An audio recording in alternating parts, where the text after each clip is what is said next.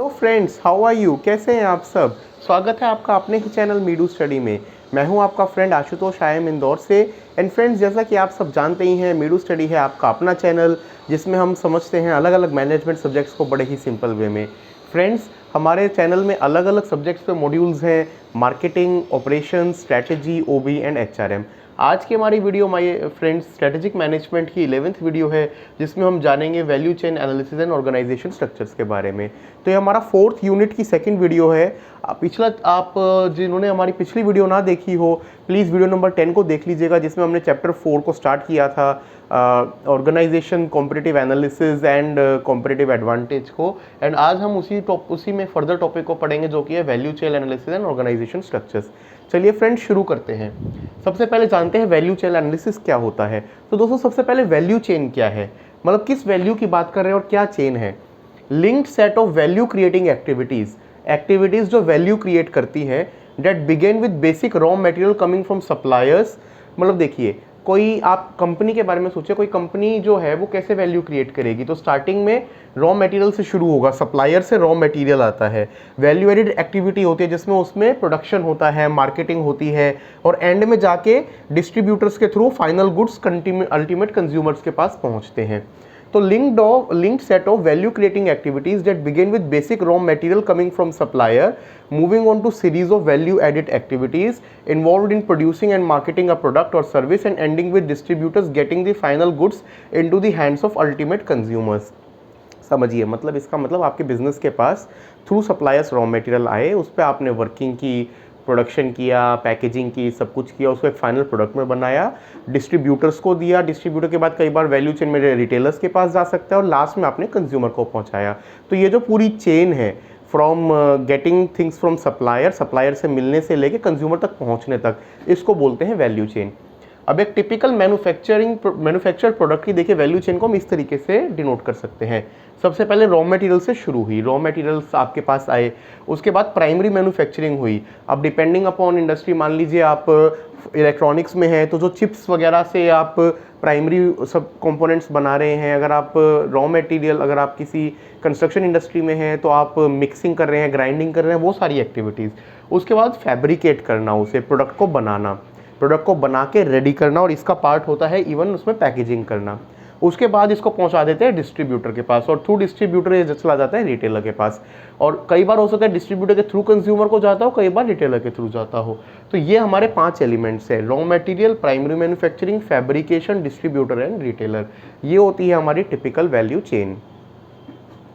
अब industry value chain analysis. तो देखिए, वैल्यू चेन सेगमेंट्स में 2 होते हैं, अपस्ट्रीम और डाउनस्ट्रीम।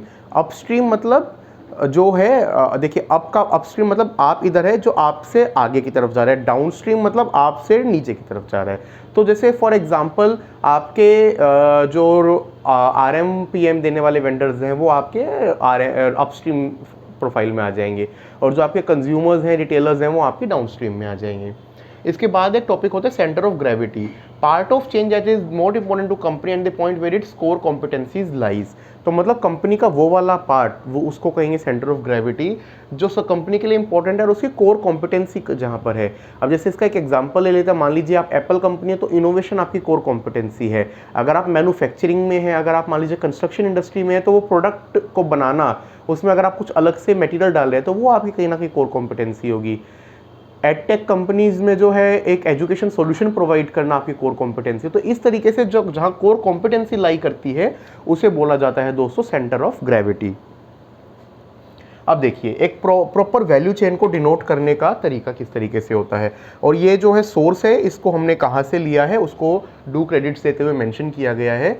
तो सबसे पहले जो प्राइमरी एक्टिविटीज़ आती हैं, तो प्राइमरी एक्टिविटीज़ में क्या होता है, जो आपके पास रॉ मटेरियल आए। अब रॉ मटेरियल आपके पास कैसे आते हैं, इसको बोलते हैं इनबाउंड लॉजिस्टिक्स, क्योंकि आपके पास ही आ रहे हैं। रॉ मटेरियल आपके पास आएंगे सप्लायर्स से, उसको आपने वेयर हाउसिंग में किया। उसके बाद दूसरा होता है ऑपरेशंस में जो आपकी सारी मशीन्स हैं लगी हैं, जो उनकी असेंबलिंग करना, टेस्टिंग करना और इसको कन्वर्ट करना। फिर आता है आउटबाउंड लॉजिस्टिक्स। इसके बाद जो आपका फिनिश प्रोडक्ट है उसको डिस्ट्रीब्यूट करना, उसको बोलते हैं आउटबाउंड लॉजिस्टिक्स।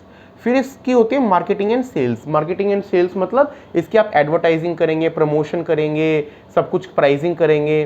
फिर आता है सर्विस, सर्विस में आता है इसका इंस्टॉलेशन, रिपेयर एंड पार्ट्स, उसको कहते हैं सर्विस में।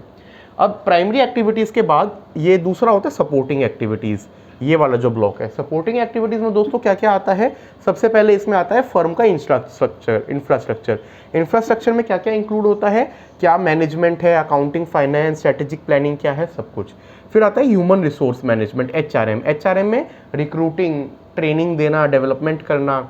टेक्नोलॉजी डेवलपमेंट में दोस्तों आता है R&D, product and process improvement. और प्रोक्योरमेंट में purchasing of raw materials, machines and supplies.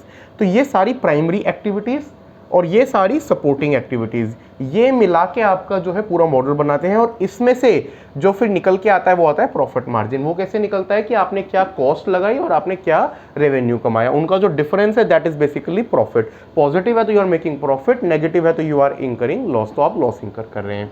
तो आपको आया समझ में प्राइमरी एक्टिविटीज़ और सपोर्टिंग एक्टिविटीज़ का। चलिए आगे चलते हैं दोस्तों। अब आपको जब कॉर्पोरेट की वैल्यू चेन एनालिसिस करनी है तो उसमें दोस्तों 3 पॉइंट्स होते हैं। सबसे पहले examine each product lines value chain in terms of various activities involve in producing the product और सर्विसेज। मतलब हर प्रोडक्ट की वैल्यू चेन, अगर मान लीजिए आप 10 प्रोडक्ट बना रहे हैं तो हर प्रोडक्ट की वैल्यू चेन को एनालाइज कीजिए, उसके रॉ मटेरियल्स को, उसमें क्या कन्वर्जन आप लगा रहे हैं, क्या मार्केटिंग सेल्स कर रहे हैं, क्या आउटपुट आ रहा है, तभी आप प्रॉफिट निकाल पाएंगे। कई बार ऐसा होता है कि कंपनी ओवरऑल लेवल पे मान लीजिए प्रॉफिट कमा रही है बट उसके कुछ प्रोडक्ट लाइंस लॉस में है, तो उन पे वर्क करके आप प्रोडक्ट को प्रॉफिट को इंप्रूव कर सकते हैं। विज़ मान लीजिए एज एन ऑर्गेनाइजेशन आप लॉस कर रहे हैं बट आपकी कुछ लाइंस प्रॉफिटेबल हैं, तो आप लॉस मेकिंग लाइंस को रिमूव करके प्रॉफिट वालों पे स्ट्रेंथन कीजिए। तो इसलिए line by line analysis important हो जाता है। Examine the linkages with in each products lines value chain. फिर हर प्रोडक्ट की जो वैल्यू चेन है उसमें लिंकेज आपस में क्या है उसको एग्जामिन करिए। Examine the potential synergies among the value chain of different product lines और बिजनेस यूनिट। फिर देखिए कि क्या पोटेंशियल सिनर्जी है इन अलग अलग पोटेंशियल लाइंस और बिजनेस यूनिट में, और इन सिनर्जीज को फिर हमें बेस्ट तरीके से यूज करना होता है। अब आता है दोस्तों बेसिक ऑर्गेनाइजेशन स्ट्रक्चर। तो सबसे पहले तो ऑर्गेनाइजेशन स्ट्रक्चर क्या होता है, ऑर्गेनाइजेशन के अलग अलग पार्ट्स होंगे, हायर मैनेजमेंट होगी, लोग होंगे अलग अलग लेवल्स पे, तो वो किस वे में ऑर्गेनाइज्ड है। और इस ऑर्गेनाइजेशन स्ट्रक्चर को 5 वे में डिनोट किया जा सकता है, सिंपल, फंक्शनल, डिविजनल, एसबीयू या फिर स्ट्रेटेजिक बिजनेस यूनिट, कॉन्ग्लोमरेट। यहाँ पे इसके बारे में सिर्फ मैं आपको इंट्रोडक्शन दूंगा, ये एचआरएम का एक पूरा डिटेल टॉपिक है, तो एचआरएम के कोर्स में इसको डिटेल में पढ़ेंगे। थ्रू डायग्राम में आपको ये अलग अलग स्ट्रक्चर्स दिखा देता हूँ दोस्तों। तो सबसे पहला था सिंपल। अब सिंपल में देखिए ओनर या मैनेजर है, उसके नीचे वर्कर है, टिपिकल फैक्ट्री सेटअप, इसको बोलते हैं सिंपल स्ट्रक्चर। फिर आता है फंक्शनल स्ट्रक्चर। फंक्शनल स्ट्रक्चर जो कि नॉर्मली कॉर्पोरेट ऑफिसेस में होता है, एक टॉप मैनेजमेंट होती है, उसके नीचे अलग अलग वर्टिकल्स होते हैं। तो जो मेरे फ्रेंड्स वर्केक्स वाले हैं वो इस वाले स्ट्रक्चर से टिपिकली रिलेट कर सकते हैं। अब उसमें मैन्युफैक्चरिंग डिपार्टमेंट होगा, सेल्स होगा, फाइनेंस होगा, पर्सनल होगा, मार्केटिंग होगा, आईटी होगा, सब कुछ होगा। इसके बाद आता है डिविजनल स्ट्रक्चर। डिवीजन में क्या होता है, प्रोडक्ट वाइज हमें ये स्ट्रक्चर्स मिलते हैं।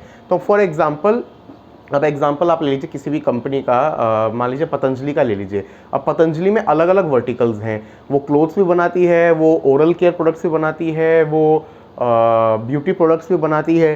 तो उस केस में जो एक प्रोडक्ट लाइन है फॉर एग्जांपल ओरल केयर, उसका मैन्युफैक्चरिंग, उसका फाइनेंस, उसका सेल्स, उसका पर्सनल, ये फिर दूसरे प्रोडक्ट का, एंड सिमिलरली। तो इसमें क्या होता है, डिविजनल स्ट्रक्चर में प्रोडक्ट वाइज जो है हमारे सारे डिपार्टमेंट्स अलाइंड होते हैं।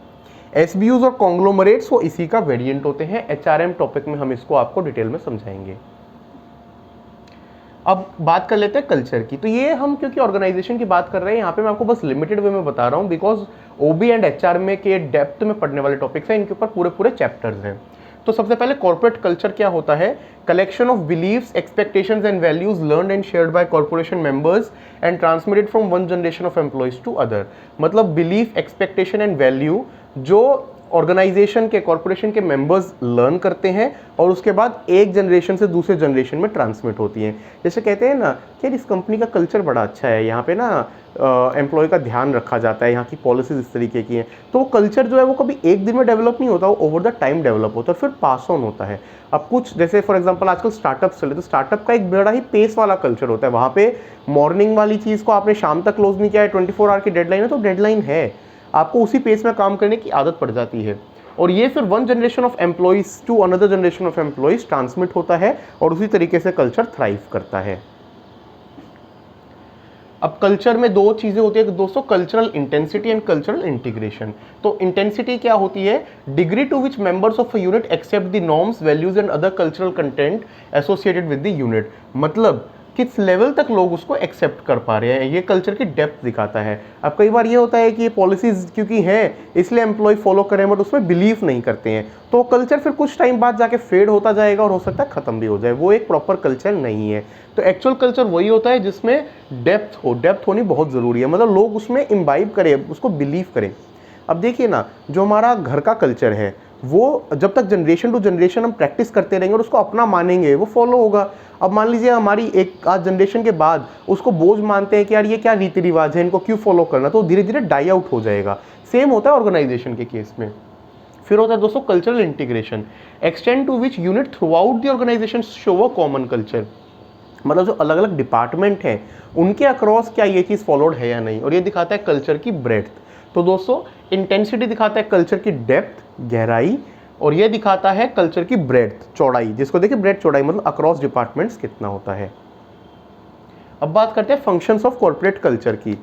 तो दोस्तों functions of corporate culture, it conveys a sense of identity for employees. Employees में सेंस ऑफ आइडेंटिटी को ये डेवलप करता है, लोग उससे रिलेट करते हैं, यार मैं ऐसी कंपनी में काम करता हूँ जहाँ का ये पर्टिकुलर कल्चर है। जनरेट्स एम्प्लॉय कमिटमेंट, एम्प्लॉय इस तरीके का कल्चर में जब काम करते हैं तो एक कमिटमेंट जो है वो आती है। Adds to the stability of organisation as a social system, organisation की स्टेबिलिटी में ऐड करता है। Serves as a frame of reference for employees to understand organisation activities and guide for behaviour. तो एक रेफरेंस फ्रेम के तरीके से act करता है जिससे एम्प्लॉइज जो हैं वो उस कंपनी की पॉलिसीज को और सारी चीज़ों को समझ सकते हैं। सो फ्रेंड्स, ये था हमारा ऑर्गेनाइजेशन कल्चर के बारे में। अब इस चैप्टर का लास्ट एक टॉपिक बचा है जिसमें स्ट्रैटेजिक इश्यूज और उसमें अलग अलग डिपार्टमेंट के इश्यूज, मार्केटिंग, एचआर, आईटी, वो सब कुछ हम पढ़ेंगे, और फिर एक कॉन्सेप्ट है आईएफएस, उसके बारे में जानेंगे। वो हमारा होगा 4th चैप्टर का लास्ट वीडियो। तो आपको हमारी आज की वीडियो कैसी लगी दोस्तों, प्लीज़ बताइएगा। कोई भी कन्फ्यूजन है तो आप हमें मेल ID meeru.study@gmail.com पे लिख सकते हैं या फिर कमेंट सेक्शन में बता सकते हैं। आपको हमारा कंटेंट अच्छा लग रहा है तो वीडियो को लाइक कीजिए, शेयर कीजिए और चैनल को सब्सक्राइब कीजिए। Thank you friends, take care.